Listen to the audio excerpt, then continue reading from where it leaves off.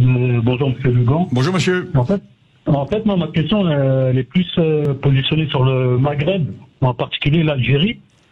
On entend souvent que l'Algérie avant 1830 n'existait pas. En fait, je voulais que vous m'éclairiez sur ce sujet.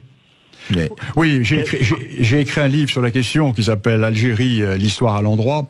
J'explique. Vous voyez, le grand paradoxe, c'est qu'en Algérie, nous avons eu des principautés brillantes. Tlemcen, Bougie, brillantes principautés, mais qui n'ont pas débouché sur la constitution d'un État. Au Maroc, nous avons eu Fès et Marrakech qui ont débouché sur la constitution d'un empire.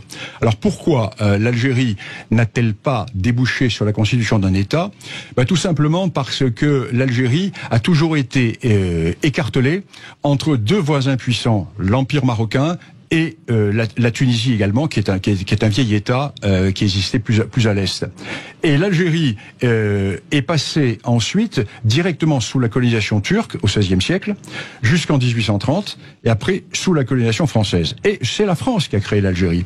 La France a créé l'Algérie, d'abord lui a donné son nom, et a rassemblé les populations à l'intérieur de frontières tracées par la France aux dépens du Maroc. Car n'oublions pas que toute la partie ouest de l'Algérie est historiquement marocaine. La France a détaché toute la partie ouest de l'Algérie du Maroc, pour rattacher à l'Algérie Colombéchar. Toutes ces oasis sont des oasis qui sont marocaines. Tindouf est une ville marocaine.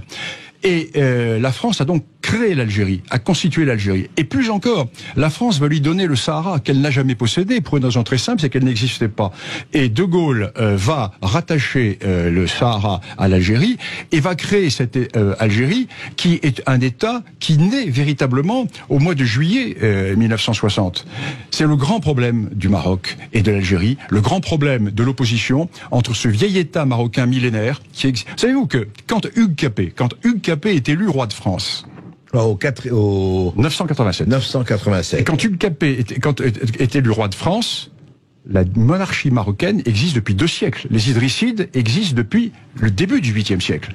Donc, nous avons un vieil État, un vieil empire millénaire, et au milieu, vous avez une zone qui va être conquise tantôt par le Maroc, tantôt par ce qui va devenir la Tunisie. Et après par les Turcs. Bernard Lugan, il y avait quand même un peuple en Algérie, l'Algérie, qui était un peuple spécifique. Il y avait des peuples. Qui n'était pas marocain, qui n'était pas tunisien. Il y avait des peuples. Il y avait des peuples berbères, il y avait des peuples arabes, il y avait des peuples métis.